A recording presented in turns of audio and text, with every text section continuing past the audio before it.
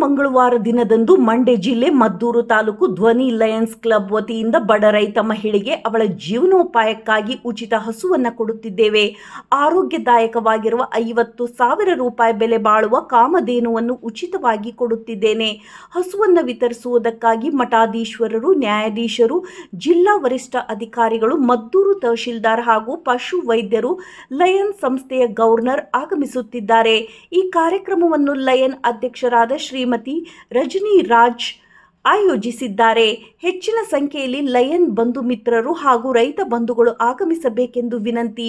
ಈ ಕಾರ್ಯಕ್ರಮವು ಮದ್ದೂರು ತಾಲೂಕಾ ಪಂಚಾಯಿತಿ ಸಭಾಂಗಣ ಆವರಣದಲ್ಲಿ ಮಂಗಳವಾರ 10:30ಕ್ಕೆ ಬೆಳಿಗ್ಗೆ ಬಂಧು ಮಿತ್ರರು ಆಗಮಿಸಬೇಕೆಂದು ವಿನಂತಿ.